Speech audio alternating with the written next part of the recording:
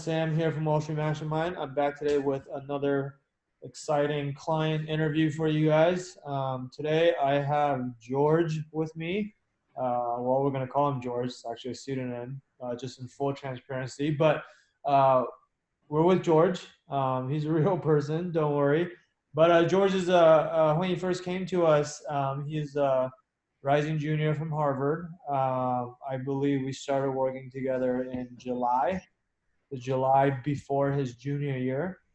And at the time, obviously George goes to a great school, but he didn't really have a whole lot of relevant finance experience at the time. And outside of maybe the one student investment fund that he was a part of at school, and even that one he had just joined, the prior semester. So, but I'm glad to say, a little over 2 months later, by late September, I believe, he had his offer locked up for his junior summer internship. So definitely want to get George on here to talk to you guys and just share a little bit about his experience and talk about how he was able to do that in such a short amount of time. And so, George, thank you for taking the time today. No, I'm happy to talk with you guys.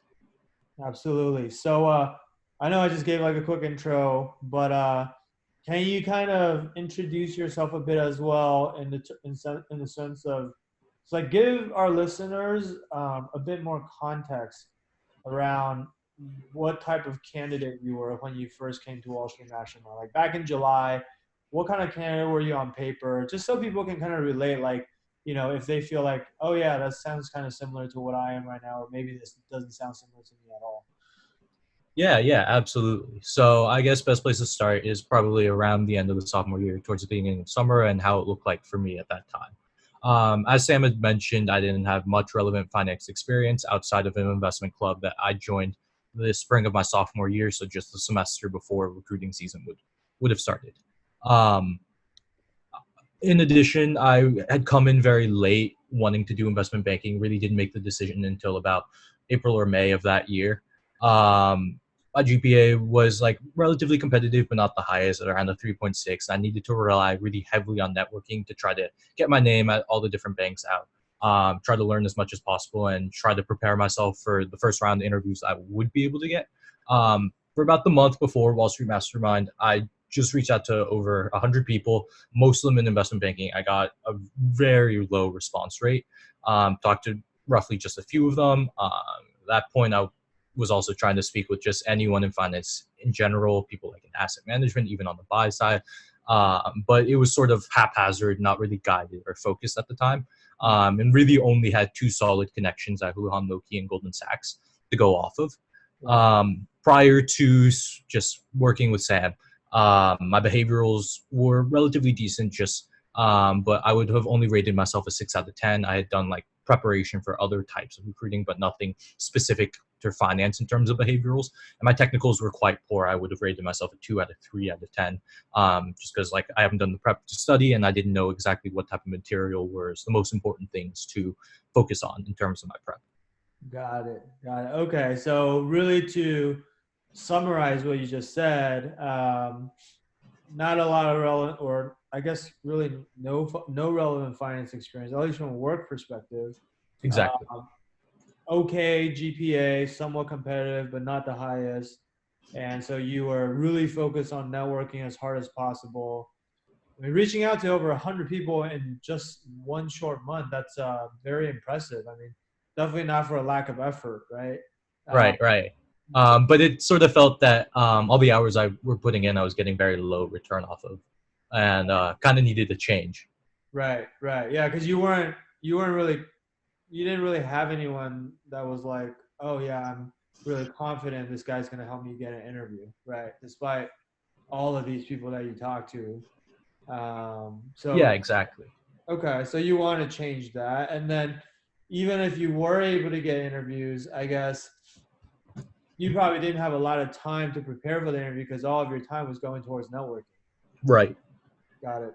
Yeah, so I mean that's like super common here that all the time is everyone says, well, I'm just focused on doing what I can to get the interview right now because if I can't get the interview in the first place, then there's no need to prep for the interview, right? Right. What I always tell people is and I probably told you this at the time too, is while that may be true, if and when you do get the interview, it's going to happen very quickly, right? And they don't really give you a whole lot of time to. They're not going to say like, "Hey, George, take another 2 weeks and go study on your technicals and Yeah, come no. back when you're ready," right? So I probably like the lack of efficiency or lack of effectiveness. I guess they go hand in hand. Was kind of preventing you from having the bandwidth to do everything you needed to do. Then. Right, right. It's kind of almost a circular dilemma. Like, do I Right. spend more time recruiting to try to guarantee more first round interviews? But even if I do that, I have not done enough prep. Or do I do enough prep that I can make it through the interviews, but not do enough recruiting that I don't get any in the first place? So, Right. odd dilemma to be in. Right. Got it. Okay. So you mentioned that you decided on investment banking relatively late, right? Yeah. What was it like the second semester of your sophomore year? Is that kind of when you decided? Yeah, yeah. So, in terms of just thinking about the type of work experience and what like my post grad opportunities I was looking into, prior to like sophomore spring, I was mostly focused on consulting and then thinking about doing management type consulting. I transitioned really hard out of that sophomore fall as soon as I realized that the work, in a sense, was kind of BS in a way. I didn't felt that the work was as impactful or as fulfilling as, that I would learn nearly as much as I would in investment banking. Mm. For me, investment banking was the perfect opportunity for me to learn as much as I can in like just the first few years out of graduation. It'll really challenge me to grow like quickly, challenges my flexibility, and helps me develop some more hard and technical skills that I would have felt than any other sort of post grad opportunity available to me. So that's kind of why I transitioned really hard upon that realization. Yeah. Um, Obviously, the pay is really great, and it's kind of a boost in pay from consulting. But I think the most important thing for me was sort of the unrivaled exit opportunities, whether I want to stay in investment banking, whether I want to move into private equity. And if anything, it's always easier to move from investment banking to consulting than vice versa. Mm. Got it. Okay. So, and was the catalyst for this switch from management consulting to investment banking, was that because you joined the student investment fund at school, or how did you find out about banking? Yeah, so upon joining that club at school, at the time I had done a lot of great work with the consulting club, but had talked to some of my peers, expressed like my concerns about working in consulting, about how it wouldn't be fulfilling enough for me, it wouldn't give me the right type of skills that I were looking for or was looking for. So I was sort of hawked to join onto this investment club. Upon joining, I had little clue as to what, like I could not tell you the difference at the time between investment banking and private equity, for example. But just speaking with more and more of my peers and talking, a lot of them were working in investment banking at the time, either for the upcoming summer or for full time. And they all sort of concurred that given my personality, what I was looking for out of like the first few years in post graduation, especially what type of skills I wanted to learn and what type of work environment I wanted to be in, investment banking would have been a perfect fit. I wish I had learned this freshman year rather than sophomore year, but in the end, it didn't change the results. Right, right. Yeah, I mean, at a school like Harvard or any other elite institutions, I feel like the students that want to go into business are typically choosing between investment banking and management consulting. You know, like those are like the two most, I guess, popular, most prestigious, or viewed as the best opportunities, right? And so, Yeah, yeah. shoot, Um, yeah, I think Career Services publishes statistics every year, and I think aside from the people that stay in academia and go on to like further graduate programs, management consulting and investment banking are the two largest areas for our graduating seniors. right, right. And like, I mean, I get this question from people all the time, where they say like, what are the pros and cons of doing one versus the other, right? Um, Right. and obviously, I'm biased, but I think you'll agree with me on this, which is you kind of already said this. I always tell people when you're not sure about. I'm not saying investment banking is always better. Obviously, if you know that you want to do management consulting, you should do management consulting, right? But if you're the type of person that's not really sure which one is better for you, then the way I like to operate is I always try to preserve maximum flexibility and just optionality, right? Meaning Absolutely. if I go into investment banking first, how easy is it for me if I want to switch into management consulting later? And then vice versa, right? If I go into management consulting, how easy is it for me to switch into investment banking? And I think that most people who work in the industry will tell you it's very easy to switch from investment banking into consulting, but it's quite difficult to switch from consulting into investment banking, right? Just because you don't have that like hardcore finance skill set. You don't know how to like build financial models. Whereas if you want to be a consultant, you got to know how to think strategically about businesses, but you kind of do that as an investment banker anyway. Yeah, yeah. In a sense, consulting's a little fluffy in terms of thinking about the work. It's not like finance where we're working with very hard skill sets, and a lot of the skill sets are going to be like very tangible and translate over to whatever it is I want to do with the career. Whereas management consulting, they just say, we're training you in being a strategic problem solver, but okay, like what does it mean to be a strategic problem solver? It sounds a little too fluffy and not something that like a skill that I can easily sell in, let's say, like a future interview. Right, right. And I mean, I think the other thing that people have to consider, which I'm sure you considered as well, is the exit opportunities coming out of both of those fields, right? Definitely, I definitely. think there are a lot of similarities or overlap in terms of the opportunities that are available to you. But I think the one distinct difference is if your goal is to go to the buy side, right? Oh, for sure. Um, I mean, like being realistic, like obviously, working in either management consulting or investment banking is incredibly prestigious. But I think that in terms of thinking about exit opportunities and when you were to list either a management consulting firm or an investment bank on your resume, I think investment banking can speak to a lot more about your character than just what management consulting can.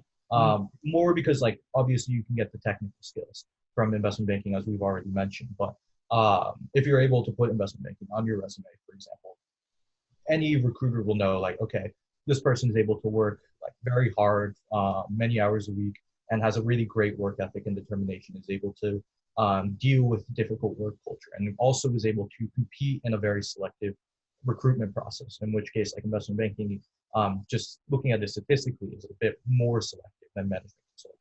I think Right. for all of those reasons, it gives you better opportunities in the coming down the line in the future. And in regards to buy side, a lot of buy side shops, PE, hedge funds, all sorts of different shops, look specifically from like investment banking analysts or associate levels, because they get like sort of unrivaled training at all of these sorts of different banks and financial skill sets, um, as well as they're able to tout, these candidates are able to tout the sort of reputation from their banks, the type of training programs that they were able to go through the banks, skills they were able to get, as well as just obviously working in a financial setting, and seeing live deals happening on a daily basis. Right, right. Yeah, I mean, I think just again from if your goal is to work in private equity or hedge funds or even venture capital, from a skill set standpoint, the skills that you learn, at least the hard skills that you learn in investment banking, is just a lot more in alignment with uh, those jobs, right? Whereas, and so I think that like having worked in private equity myself and having a lot of friends that have worked in hedge funds and even venture capital. Um, Probably 95% of the junior hires in those buy side firms come from top tier investment banks, right? And then, yeah, there's like the last 5% that come from, McKinsey, Bain, and BCG. But outside of those three firms, you're probably not going to see many management consultants on the buy side. And even if you are at one of those top three firms, you just look at the numbers, it's 95% versus 5%. So it's pretty obvious which one gives you more favorable odds, right? Yeah, yeah, definitely. Yeah. In a sense, management consulting sort of you have one more extra step to go. Right, right, absolutely. Okay, so that I mean that all makes a whole lot of sense. So then you figured out you want to do banking, right? Second semester, sophomore year. You hadn't discovered Wall Street Mastermind yet, so kind of share with us like what were you doing back then when it came to just preparing yourself for this process? Like, what were the different resources that you were kind of using? Yeah, honestly, as I mentioned earlier, like my prep at that point was very haphazard. I like didn't have enough as much guidance as I thought I could have, or needed. I spent most of my time just trying to get on the phone with as many people as possible. I had a very low response rate, but like every time I got on the phone, like I had tons and tons of questions for them. Was trying to learn and pick up as much, and like asked like everyone I talked to for some resume help. Obviously, I went through like all the different sort of like textbooks available, like the 400 M&I book, all the investment banking and the assortment of prep books available, the vault guides. But at that point, I didn't really have a sort of targeted strategy, and I felt very unsecure that okay, I'm putting in all these hours, and at least in like from my own personal view, like I'm growing into better understand this industry, and I would do better in interviews if I were able to get any. But it was looking as like time progressed on and more of the banks progress in their recruiting timelines that it was becoming ever unlikely that I would get, say, a first round interview or an offer in the end. Mhm. I see. Okay. So I mean, I hear. So I mean, it sounds like the way that you were preparing originally was pretty much how the vast majority of the people prepare for recruiting today, right? Like they get the M&I guide Right. or Vault guide or whatever, and they just read it, try to memorize it, whatever. And I get this question from people a lot where they ask, I mean, you just get these guys, all the information's in there already, right? Like, isn't that good enough, right? So, like, where do you feel like that those guides or whatever resources you had, where did that fall short? Like, isn't all that information out there already? Sure, I mean, I guess the information's out there, but there's only so many hours in the day. And if I want to spend a lot of the hours, say, networking and trying to meet people and get my name out of things, I don't really have, say, the time to be reading, say, a 600-page textbook on top of like a 400-page textbook, all to like prep me for an interview, right? That's just like I'm a human being. There's only 24 hours in the day, and I like to sleep 8 hours if I can. Right. So there's really a need to be able to target and find like, okay, this material is extraneous, irrelevant. Like it'd be nice if I could get to this material. But this is actually what it is that I need to learn, study, and master. Mm, got it. Okay. So a big part of it is efficiency, is what I'm Exactly. thinking. Is sure, if I had all the time in the world, I could probably just read hundreds and hundreds of pages of stuff and eventually get to a level where I've mastered all of this. Or I could probably just have an expert teach it to me and it would be a lot faster. Yeah, exactly. That's sort of what I was most thankful for upon joining the program was after that we came up with a sort of game plan and a strategy on how to move forward. Mm, Uh, and with that, it was able to save me a lot of hours.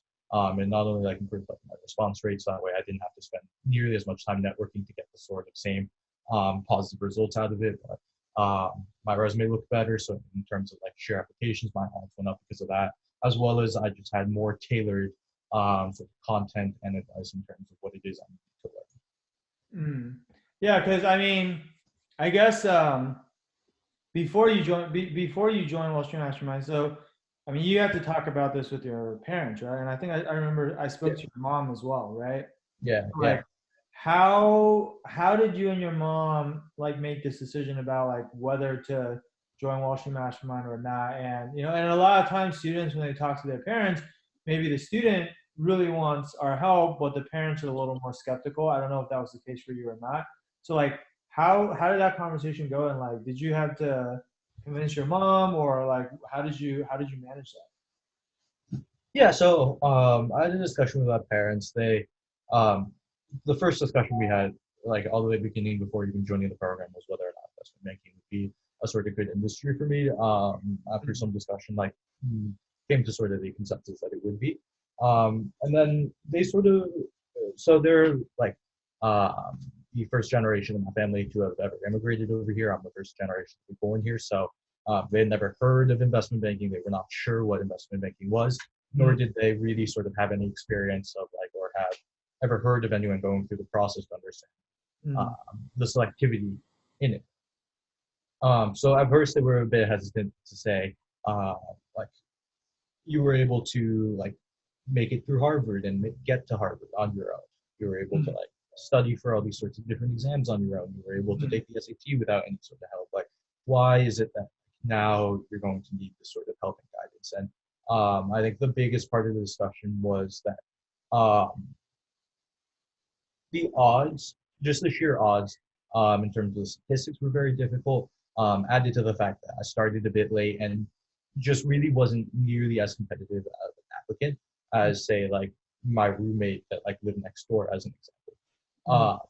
So in that sense, then it was very clear that I needed to get like a game plan, and most importantly, I needed someone on my side who I could like had like always had my best interest in mind, and who could work with me and with devoted amount of time to sort of allow me to present my best self and prepare myself the best I could. Whereas like just looking at how I was sort of trying to prepare beforehand versus how I was preparing afterwards, without like having joined the program, I'm not sure I would have made it all the way to like the interviews or like to receiving an offer in the end, just merely because like there's not enough hours in the day to work as inefficiently as I was doing. And it wasn't because I wasn't working hard or anything. I was putting a lot of hours and I really, really like wanted to get this job. It was just that like I didn't know what it is I needed to study. The problem was too large for me to sort of like grasp and understand without having someone that has like an intimate knowledge of the recruiting process and the recruiting timeline and how all these different sorts of things work, as well as someone who's already worked in the industry to help me give me the guiding hand. Yeah, got it. So then like let's talk a little bit about what we did together, right? So how would you say Wall Street Mastermind ended up helping you? Like, so obviously the first thing we worked on together was your application materials, right?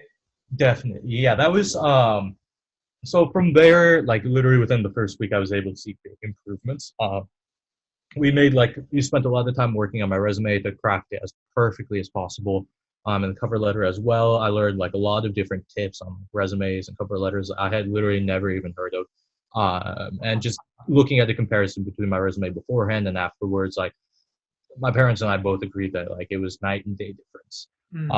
And even after that, like as I was emailing out my resume to different bankers to try to network with, I noticed my response rate went up like tenfold almost. Just because like I had a better formatted resume, my resume was more appealing, and really like hit my strengths more than I could have done alone.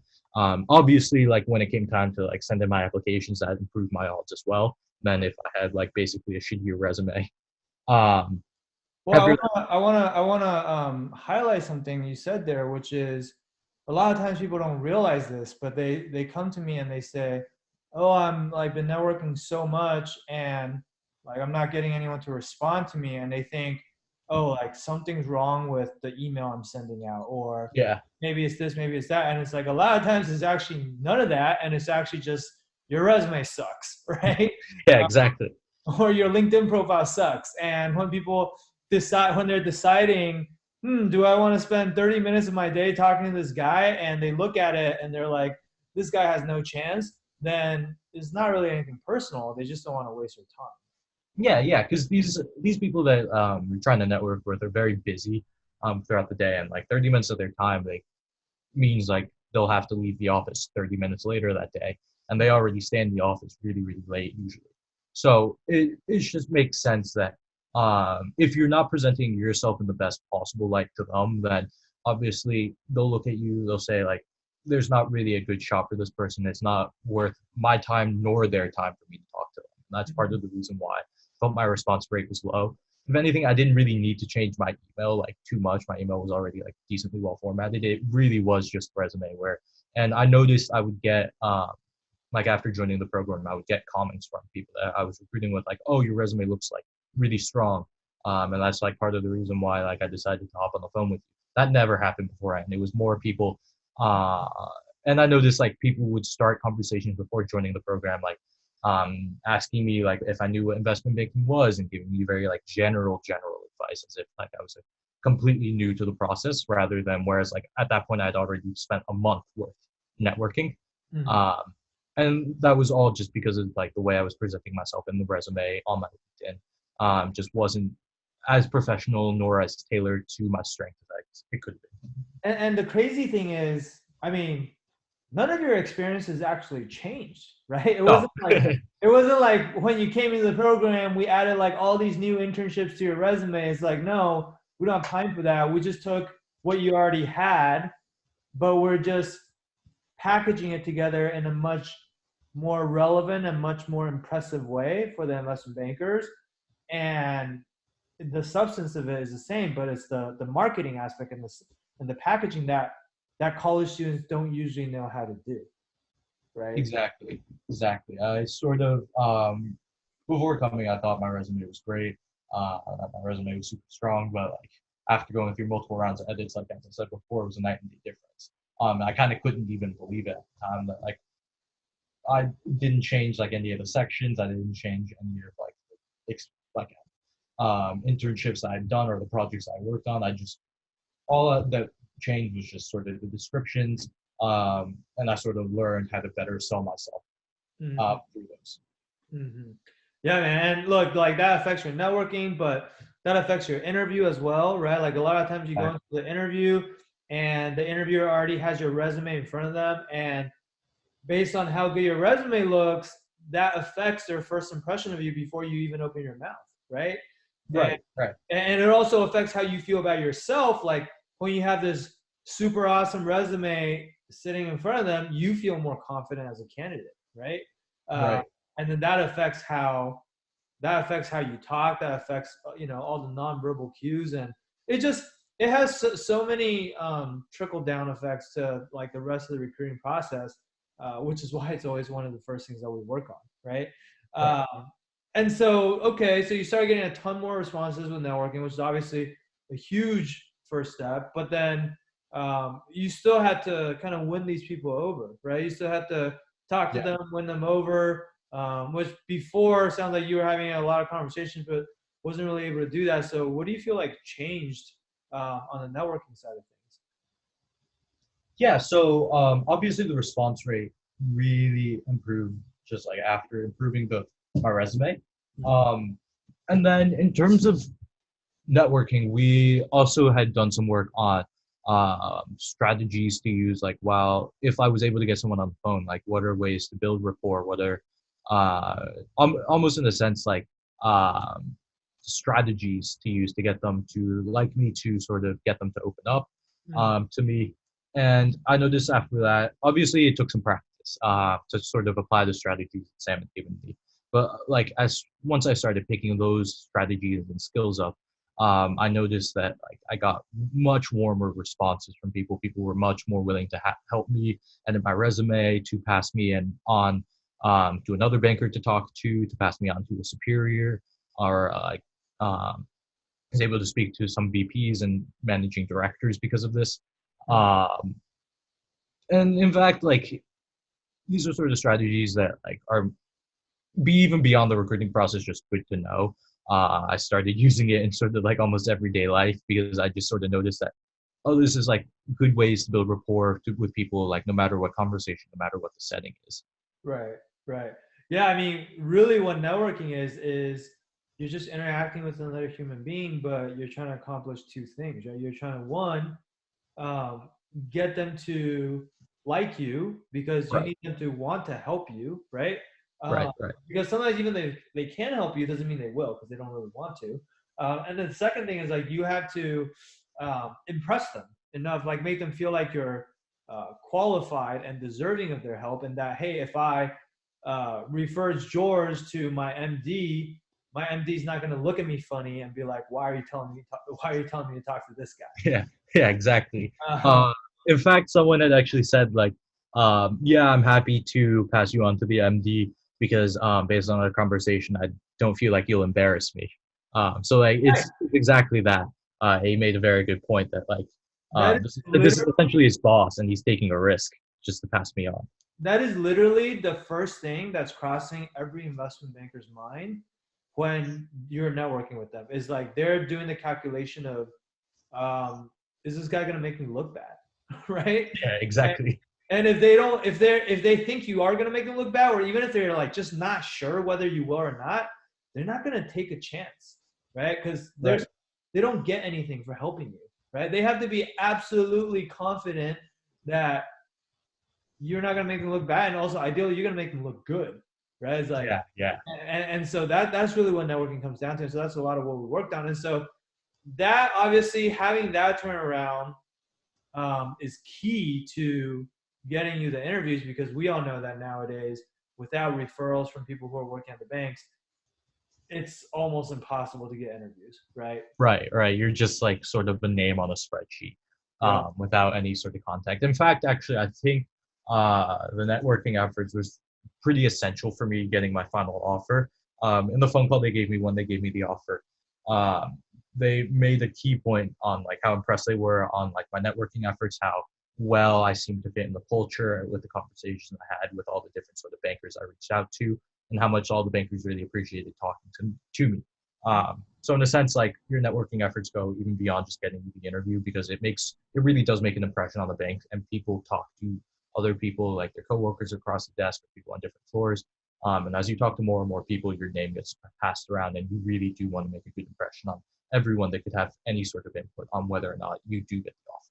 Yeah, I mean, I always tell all of my clients, not just you, but we say that networking is the interview before the interview, right? It's Right. Yeah. actually just another form of interviewing. And by the time, if you've done a good job networking, like by the time you walk into the actual interview, people already have an opinion about you, right? Right. It's almost Yeah. like, I don't want to say like predetermined that you're going to get the offer. Like obviously you still got to, do well in the interview, but like you're going in probably with a leg up on some of the other candidates that didn't make as good of an impression going in, right?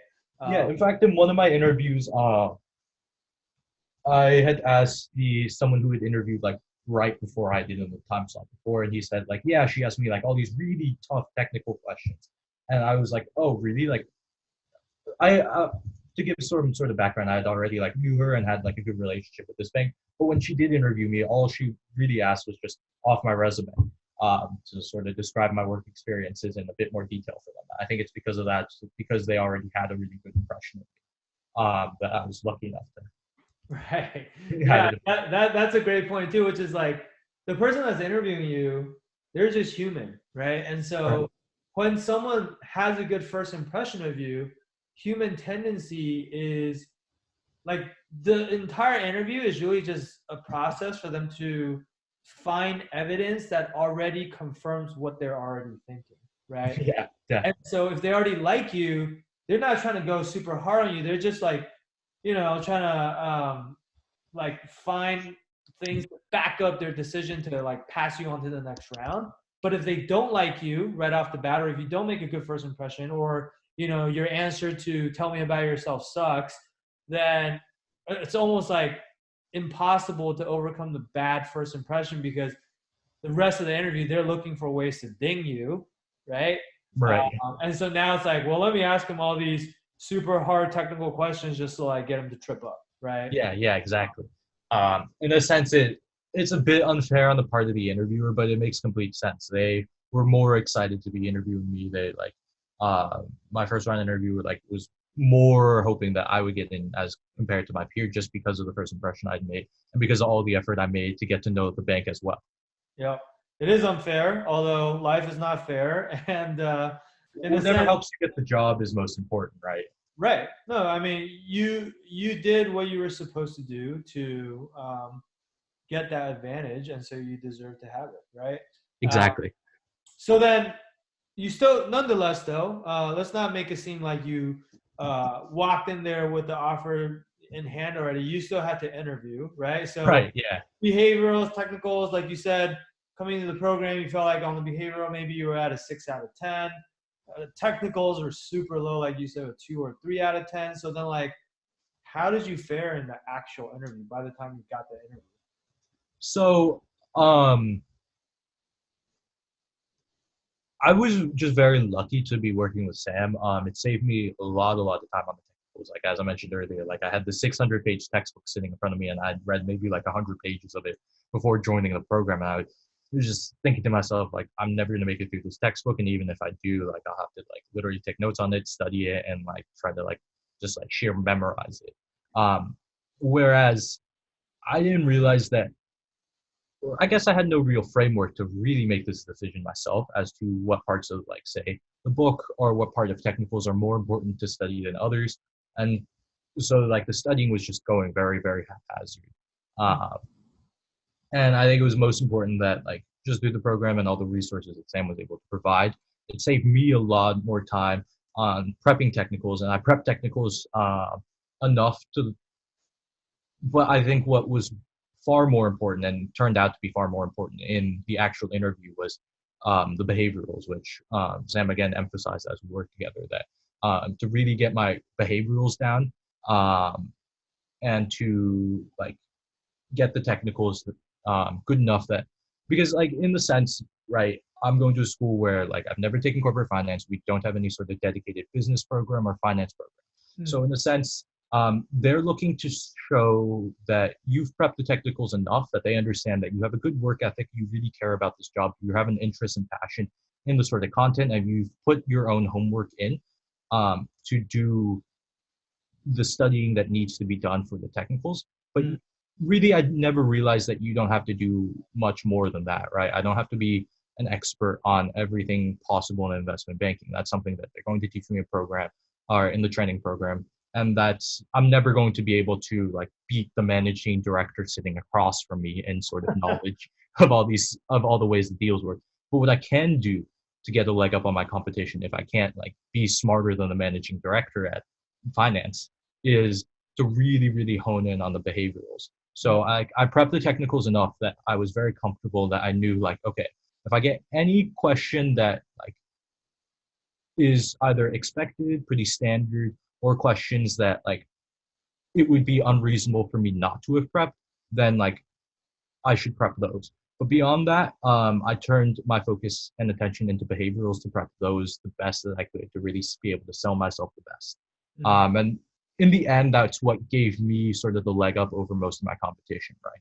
I was able to answer near every single technical correct, but then again, most of the rest of my competition, if they've made the final round, also are able to. What is going to set the difference apart in terms of getting the offer is how well the bank feels that you'll be a culture fit, whether or not they want to work with you and like to work with you, whether or not the managing director will trust you to work on the live deal. That's a great point. That's a great point, man. Yeah, which is, I tell people this all the time too. It's like, look, technicals are important. Like, you can't flunk your technicals, because then that just shows that you don't care enough, right? Right, right. If you know your technicals, so will your competition. Like, your technicals are not going to be so much better than everyone else's that they hire you purely just based on that, right? Right. But on the behavioral side, you actually can stand out because everybody's answers are different, unlike the technical questions, right? But people always say, like, well, behaviorals, I mean, that's easy. Like, I'm just talking about myself. But I've done plenty of behavioral interviews, so I think I'm pretty good there, right? What do you feel like was the biggest benefit of working with Wall Street Mastermind on your behaviors? Like, what was it that you couldn't have done on your own? Like, why didn't, like, what's the big deal there? Yeah, so I think that the most important thing that really came out of the behavioral prep that we did, um, and what sort of set me apart a lot, was not only, like, obviously, with or without the program, I'd be able to describe my experiences, like, well, I'd be able to talk about, like, my strengths and weaknesses, right? But that's true of any interview, and no matter, like, what recruiting I've been able to do. With the program, we really were able to, or I was really able to, sort of get an understanding and a strategy going into, like, all of my interviews as to how, because in a sense, right, we had talked earlier that networking is almost like the interview before the interview. Sort of what really set me apart that I noticed was, even if the interviewer wanted to be really, really cold with me, or really, really hard, I was able to oftentimes to get them to open up. In fact, like, in some of my first round interviews, like, I had interviewers that would, like, laugh at a joke I was able to make, and things like that. And that really, really sets you apart, rather than someone who just sort of passively sits there and answer questions, right? Because you can sit there all day and just sort of memorize, like, a scripted answer, but they'll be able to feel that if it feels as if you're reading off of a script in your head. They'll be able to feel like um, that the interview doesn't flow like a conversation should. And that really set me apart when it came down to, like, either first round or final round. If I was able to, like I noticed an extreme difference. If I could get the interviewer to literally enjoy interviewing me for those 30 minutes, like I knew without a doubt that I'd be moving to the next round. But in the cases where like say I was unsuccessful in doing so, it was maybe like a 25-75 odds as to whether or not I would get the interview for being 25% or not get the next round being 75%. Right. So the way I look at it is, sure, like you can do behavioral prep like on your own, but it's difficult to sort of learn the strategy in terms of how to best leverage your own behavioral answers, how to best build a sort of cohesive image of your own person. Mm. And I think a slightly different way of saying what you just said is also that you could prep for it on your own, but if you were at a 6 coming in, it's not because you weren't trying to be at a 10, right? Yeah, exactly. Because after you tried to do everything the best you know, the best way you knew how, and you got to a 6, you knew your answers probably weren't quite at a 10 yet, but you also couldn't really identify what was missing, right? And so right. I just sort of had no clue as to what my strategy should be in terms of prepping, like what type of, say, I guess something that was to maybe make this more concrete.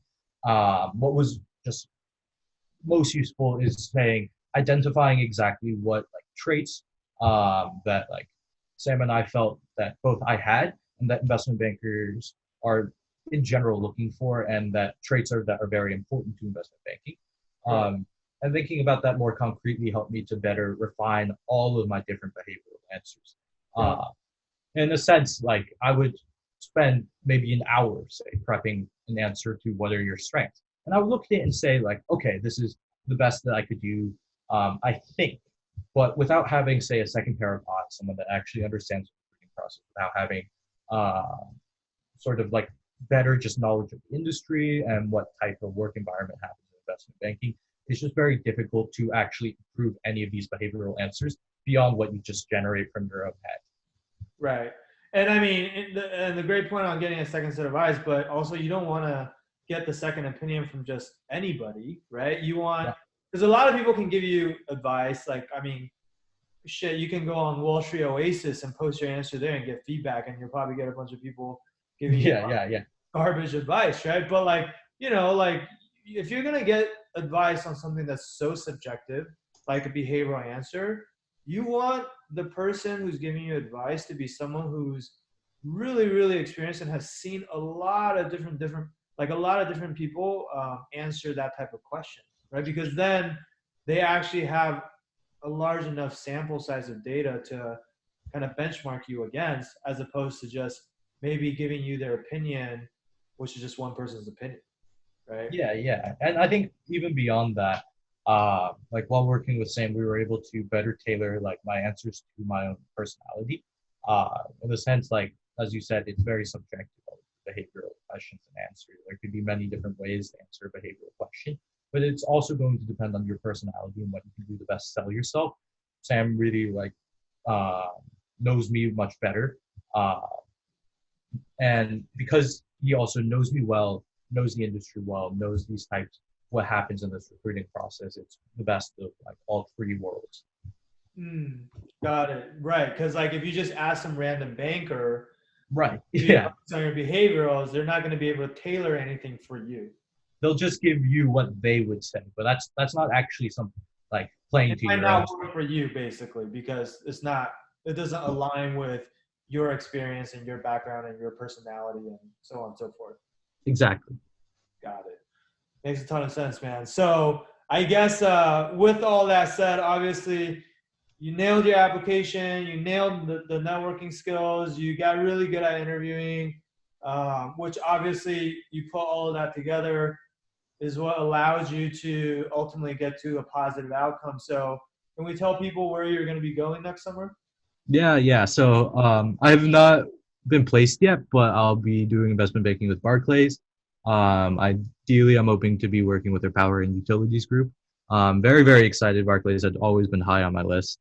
I think that in terms of just the actual placement results and the offer I got, like it's a great culture fit for me. I really, really like all the people I met. They were all been like super generous and open to me. So super excited and happy with the results. And I, upon getting the offer, I took it almost immediately. You took a what? Upon getting the offer, I took the offer almost immediately. Oh, got it. Got it. Yeah, Yeah, no, I mean, when you're excited enough about an offer, there's no reason to wait, right? of Uh, course. and it's kind of crazy how much things can change in, I guess, what, 2.5 months, right? Because that's kind of how Yeah, long. yeah. We hadn't been. Yeah, I'd only been part of the program for about 2 months, maybe 2.5 months, and like it was almost a 180 like change in terms of how confident I was feeling and like to get the actual results. And I think just looking back in retrospect, and of course it's always easier to look back in retrospect, but I think like if I never joined the program, like would not have had the results I had today. May not have even gotten even a first round interview um, at like some of the banks that I did. Right, you would probably still be sending out hundreds of networking emails and not getting a lot of responses and just being stuck on that step of the process, right? Yeah, yeah, and I sort of couldn't even believe like uh, the like final results that I got because just looking at myself on paper, um, as like we mentioned all the way in the beginning, I have no relevant finance experience, and the fact that I'm able to sort of pull it all together and make it to the bulk bracket bank is incredible to me. Because like I'd always heard from my peers like, oh, if you have like no like relevant finance experience, you should start somewhere small, some maybe like a smaller investment bank. But no, I was able to go all the way to a big bulge bracket, so that was really cool. Yeah, man, that's awesome. I mean, what I like to tell people is, going back to some of the things we talked about earlier, which is like, hey, all the information's out there already. Like, why do you even need help, right?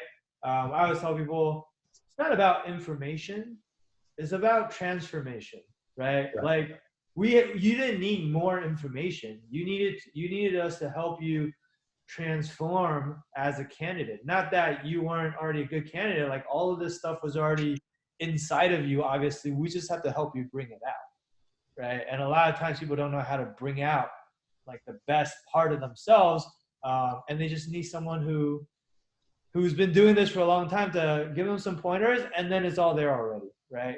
Uh, Exactly. and if it's in you, but you don't know how to tap into it, that's the worst, right? Because it's not like you're not smart enough to do banking, or you're not hardworking enough, or you're not qualified, or whatever. It's none of that, right? It's just because you didn't know how to bring it out, um, and that could change the entire trajectory of your career. I mean, how how disappointing would that have been, right? So anyway, I'm super happy for you and super excited that you were able to go through such a huge transformation in such a short amount of time. Do you have any last minute advice for people who are listening, besides all the awesome things you've already shared with everyone? Yeah, definitely. Obviously, like as I've probably already alluded to throughout the interview, I highly recommend the program. But in terms of more general advice, I think a lot of the times, like throughout the recruiting process is very long, very arduous. You have to put a lot of work into it. But just always have faith, like throughout the time you're working through the recruiting process, that if you're putting in the right amount of hard work, if you're working effectively, efficiently, and working in smart ways, um, even if it looks bleak at certain points during the process, like there'll be rewards to come at the Yep. Yep. If it looks bleak, you just got to figure out a way to change what you're doing, right? end. Mix it up. Exactly. Don't keep doing the same things and expect different results, but like let your ego down and get the help that you need, and then things can turn around in a very short amount of time, right? Right, right. Because like back in June, things looked really bleak for me. Wasn't getting like much sort of traction with any of sort of the efforts or the hours I was putting in. So I was very lucky that I realized I needed to change and was able to find that change. And so for any listeners out there, like, um, don't be afraid to sort of go out of your comfort zone and find that change that you need to do because this is a really honestly like a once in a lifetime opportunity, and it's best not to screw it up. All right. Yes, indeed, 100%. Cool, man. That's awesome. So, guys, I think there you have it, right? I think this is a very inspirational story for all of you. Hopefully, maybe you're feeling a little bit behind in recruiting right now. Maybe you discovered that you want to do investment banking relatively late. Maybe you don't have a whole lot of relevant experience. Maybe you've been putting in a ton of time and effort already, but you're just not seeing like the fruits of your labor, right? If that's the case, like it doesn't mean that it has to stay that way, right? You just have to be willing to, first of all, have the self-awareness, right? Yeah. That you might need help, because like everything starts with self-awareness. A lot of people, like, they don't even realize that they need help, in which case they just stay stuck forever, right? But if you have the self-awareness, you know you need the help. Um, there's no shame in getting help from, people who know more than you. I mean, like every successful person that I've ever met has had mentors who have helped them along the way, right? This is the fastest way for anybody to basically climb that mountain and to, reach new heights that you haven't been to before on your own, right? And so if that's kind of what you're looking for, and you want help, not just like you're not just looking for someone to give you more information, but you want someone to actually help you undergo this transformation as a candidate, right? And tap into what you already have inside of you, then I want you to reach out to us. You can schedule a free strategy session with us. You speak to someone on our team so that we can learn more about your situation. And then together we come up with a plan that we think is going to work best for you, and figure out, hey, if it makes sense for us to help you execute that plan, or maybe sometimes like you can just execute the plan yourself. Either way is fine, right? But you're gonna get a lot of clarity on this call, and then either way, you're gonna be better off and be one step closer to that end goal that you set for yourself than where you are right now. Okay, so I can promise you that. So if you want to schedule this free strategy session, you can go to www.wallstreetmastermind.com/apply. Okay. The street in the URL is abbreviated to ST. So it's wallstmastermind.com/apply. And, you'll get to speak with someone on our team, or you might get to speak with me. I don't know, depending on the scheduling. And we will do our best to help you get that coveted investment banking job that, only 1% or less of the applicants are actually getting. So, Jack, I want to thank you again for taking the time on a Sunday to talk to us. And I know you're super busy with school and everything. I mean, it never stops, right? You finish recruiting, now you got to catch up with school. But Yeah. I'm sure all of our listeners really appreciate hearing your story as well. And obviously, super proud of you for just, how far you've come in just 2 short months, and super excited for you for the success that you've been able to achieve. And so, look forward to seeing what else is in store for you, especially as you go through the summer internship next summer, eventually get the full-time offer, and wherever you end up for full-time, definitely let's stay in touch and keep me posted on the progress you're making. And, as always, once I always tell people, once you're in the Wall Street Mastermind family, you're always in the family, right? And so, Right. Look forward to continuing to support you along the way with your career. And yeah, man, thanks for coming on. No, absolutely. I hope I get to hear from you more success stories like me, and just thank you again for spending all the time working with me through the program. Results never would have been like they were without you guys. It's my pleasure, man. I love hearing stories like this. It's kind of what gets me up in the morning. So I want to thank you for being an awesome client and being easy to work with, and getting an amazing outcome for you and for us. Yeah, thanks. Great story for everyone. Yes, absolutely. All right, guys. That'll be it for today. So thank you guys for tuning in. And, as always, we'll be back with more of these client interviews for you guys in the near future. Okay. All right, guys. Talk to you later.